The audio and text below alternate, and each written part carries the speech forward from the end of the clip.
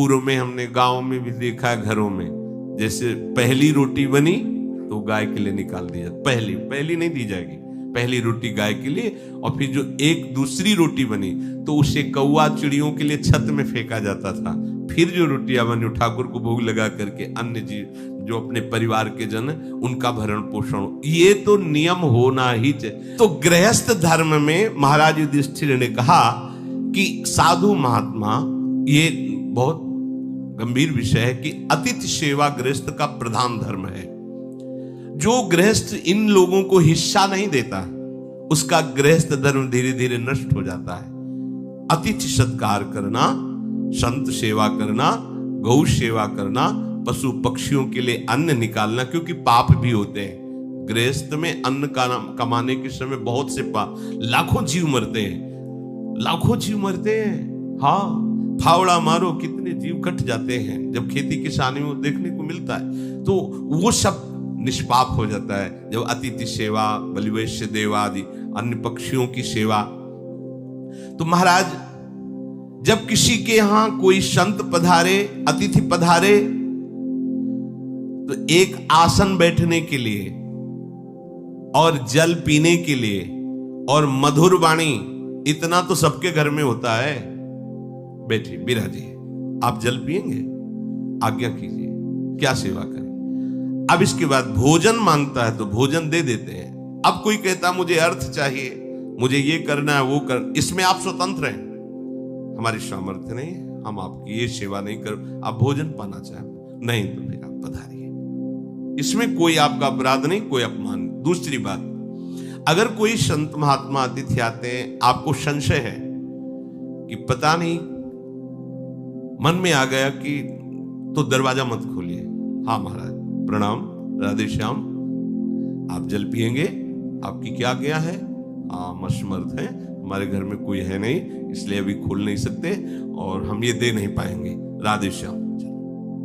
दबकाने की, अनादर करने की, या आप अंदर हैं ना बोलने की, ऐसी आपके दरवाजे पे आए, हाँ राधे राधे, कैसे आगमन हुआ, हम ये चाहिए, नहीं ऐसा नहीं है, हम आपको 2 रोटी दे सकते हैं, वो भी बाहर से दे सकते हैं क्योंकि हमारे घर में कोई है नहीं। ऐसा साफ बिल्कुल पवित्र व्यवहार होना चाहिए, पर अतिथि का अपमान नहीं करना चाहिए। चल भग भिखारी, ऐसा नहीं। ना जाने किस वेश में भगवान तुम्हें कृतार्थ करने के लिए आए। पर हम ये नहीं कहते कि आप दरवाजा खोल दीजिए, क्योंकि समय है, छल कपट का भी राज्य है, तो आप सावधान होते हुए अतिथि सेवा करें। जो अपने घर आए हुए किसी साधु को या अतिथि को रोष भरी दृष्टि से देखता है, आ गया ऐसे रोष भरी दृष्टि से देखता है, उसके सुकृत नष्ट हो जाते हैं। अतिथि का वापस जाना पुण्यों का नाश करना है। ये ब्रह्मर्षि जन युधिष्ठिर को जब उपदेश किए, तब युधिष्ठिर जी ये बात उनको कह रहे। और जो अपने घर में साधु महात्मा अतिथि भिक्षु कोई आया है, प्रेम भरी दृष्टि से देखना ही चाहिए, मेरे भगवान है इस में। फिर प्रश्न उत्तर, मीठे वचन बोले, 2 बातें तो सबके पास है, राधे श्याम, क्या आज्ञा है, बस इसके आगे आप स्वतंत्र हैं। आपकी इच्छा है दीजिए, आपकी इच्छा नहीं तो आप मत दीजिए, आपकी सामर्थ्य तो दीजिए, आपकी सामर्थ्य नहीं दी, आपको लग रहा है कि नहीं देना चाहिए, मत दीजिए, लेकिन मृदु वचन बोले, नहीं हमारी सामर्थ्य नहीं, या हमारे अंदर प्रेरणा नहीं हो रही, हम नहीं दे सकते आपको, आप पधारिए, बस मृदु वचन। इसके बाद वो कुछ बोलता रहे, आपसे कोई मतलब नहीं। जैसे एक ने प्रार्थना की थी कि हमको किसी ने कहा कि हमें यज्ञ कराने या अमुक कार्य कराए, इतने रुपए दो, नहीं तो हम सांप दे देंगे। ऐसा कहीं विधान नहीं, बिल्कुल नहीं, बिल्कुल नहीं ऐसा। और देखो, सांप वरदान देने में वो समर्थ होते हैं जिनके पास होता है, और जिनके पास होता है तो ये कभी कर नहीं सकते, ये भी ध्यान रखना। जिनके पास होता है सांप वरदान देने की सामर्थ्य, वो ये कभी कभी नहीं कर सकते। मंगवे भलो न बाप सो जो प्रभु राखे टेक। अरे कैसे अनंत ब्रह्मांडों के स्वामी का दास होकर के 10-10 रुपये या कुछ हमें यज्ञ कराना है, हमें दान नहीं। यज्ञ भोक्ता भगवान के लिए मेरा समर्पण ही काफी है। मन बुद्धि चित्त हम को समर्पित कर दिया, इससे बड़ा कोई यज्ञ नहीं। एक होता वस्तुओं से यज्ञ, और हम स्वयं को आहुति बनाकर समर्पित करते हैं, एक एक श्वास भगवान के नाम में अर्पित। अरे ये अलग मार्ग। पर अगर कोई मांगने आया है तो प्यार से व्यवहार करते हुए उसको विदा किया जाए। अतिथि धर्म है। अतिथि को देख करके जो उठकर खड़ा हो जाता है और प्रीति की वाणी बोलता हुआ आदर सत्कार करता है, तो धर्म उसके यहां कभी दरिद्रता नहीं आने देता। ध्यान रखना। भगवान श्री कृष्ण जी की गीता आपको एक सफल इंसान बना देगी। कृपा करके इस वीडियो को पूरा देखिए। कुछ ही लोग इस दुनिया में सफल क्यों होते हैं, मैं आपको बताना चाहूंगा आज एक सीक्रेट जिसने मुझे जिंदगी में सफल बनाया, और वो कुछ खास नहीं है, और वो एक ही है, मेरे पीछे। मेरी सफलता का राज मेरे पीछे है, और वो है मेरी सबसे प्रिय चीज। और ये भगवत गीता जिसने मेरे जीवन को सफल बनाया, ये वही भगवत गीता है जिसके कारण आज मैं बहुत सफल हूँ। लगभग 18 बरस पहले जब मैंने मेरे जीवन में एक किताब पढ़ी, उसने मेरा पूरा जीवन बदल दिया था। ये मेरी लाइफ का टर्निंग पॉइंट था ये बुक। इस दुनिया में जितने लोग अमीर और कामयाब बने हैं, उन्होंने किताबें पढ़ी। गीता जी में भी यही बताया गया है कि लाइफ कैसे जीना है, माइंडसेट कैसा होना चाहिए। तो एक्चुअली शास्त्र आपको जीवन जीना मैं भी आपसे निवेदन करती हूँ, सभी को गीता अध्ययन करना चाहिए।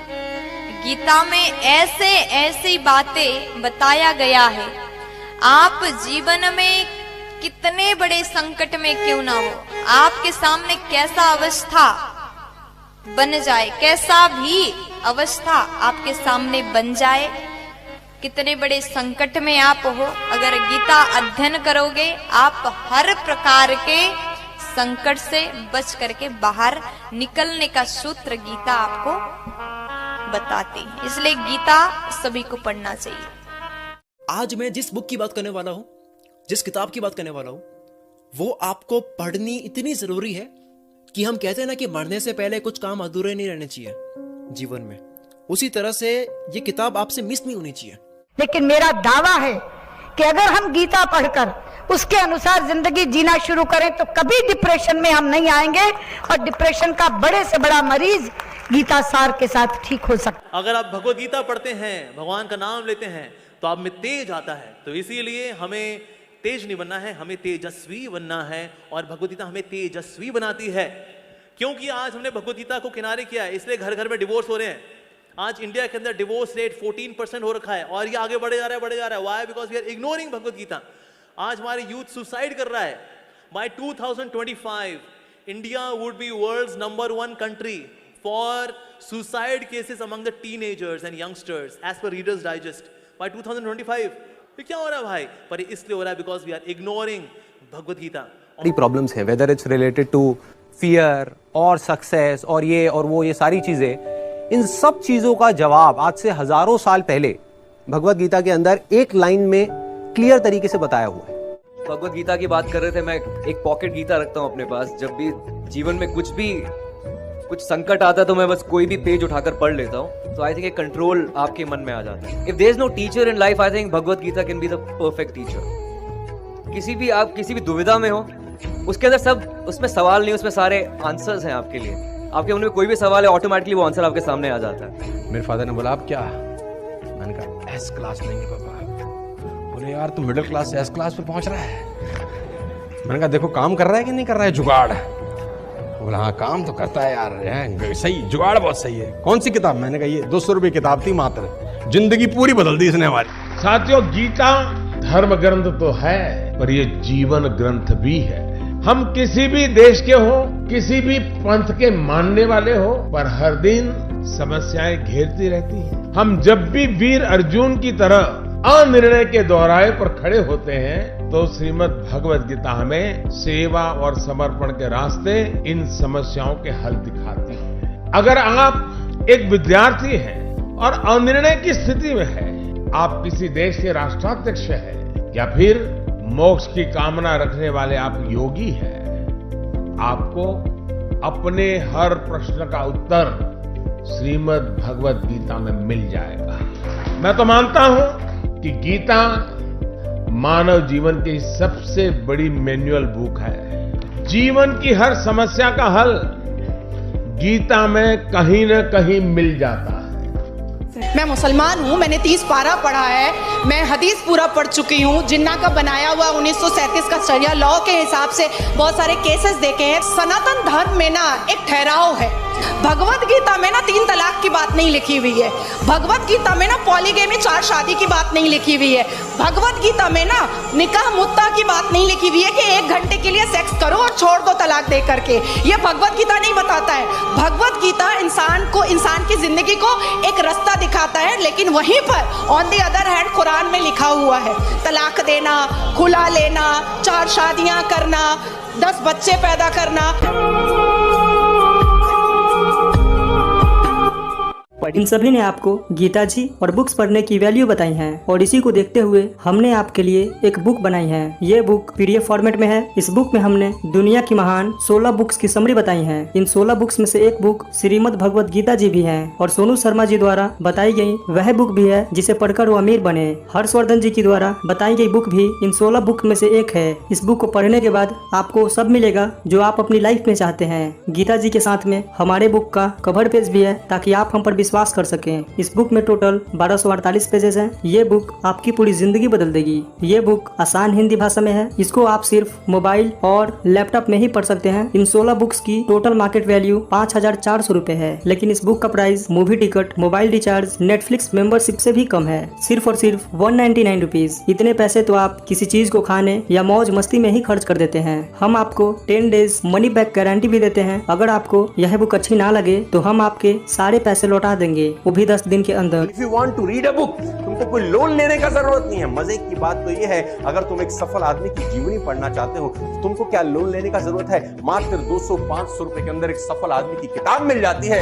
मिडिल क्लास फैमिली के लोगों को ये बहुत बड़ा काम लगता है। क्या बैंक से लोन लेना पड़ेगा किताब पढ़ने के लिए? नो लेडीज एंड जेंटलमैन, आप अपने बच्चे से पैसा बोरो करके भी एक सफल आदमी की किताब पढ़ के सीख के उसको जिंदगी में इंप्लीमेंट कर सकते हो। Don't be serious in life but take life seriously. एक ही जिंदगी है। आप खुश नसीब हैं कि आज आप ये वीडियो देख रहे हैं। आज आपको भगवान श्री कृष्ण जी की गीता और इस दुनिया की महान लाइफ चेंजिंग बुक्स पढ़ने का मौका मिला है। आज डर मत फरहान, नहीं तो 50 साल बाद जब तू बूढ़ा होकर ऐसी किसी अस्पताल में पड़ा होगा और मरने का इंतजार कर रहा होगा, तब सोचेगा कि लेटर हाथ में था, टैक्सी गेट पर थी, जरा सी हिम्मत कर लेता ना तो साली जिंदगी कुछ और हो सकती थी। अगर आपको इस बुक को पढ़नी है तो हमें इस व्हाट्सएप नंबर पर मैसेज करें। धन्यवाद। श्री कृष्ण ने साफ कहा है कि बस कर्म तुम्हारा कल होगा और कर्म में अगर सच्चाई है तो कर्म कहाँ निष्फल होगा। हर एक संकट का हल होगा, वो आज नहीं तो कल होगा।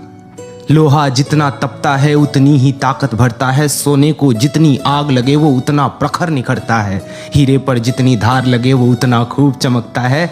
मिट्टी का बर्तन पकता है तब धुन पर खूब खनकता है। सूरज जैसा बनना है तो सूरज जितना जलना होगा। नदियों सा आदर पाना है तो पर्वत छोड़ निकलना होगा। और हम आदम के बेटे हैं, क्यों सोचे राह सरल होगा। कुछ ज्यादा वक्त लगेगा पर संघर्ष जरूर सफल होगा। हर एक संकट का हल होगा, वो आज नहीं तो कल होगा। धन्यवाद। अगर आपको इस बुक को पढ़नी है तो हमें इस व्हाट्सएप नंबर पर मैसेज करें। धन्यवाद।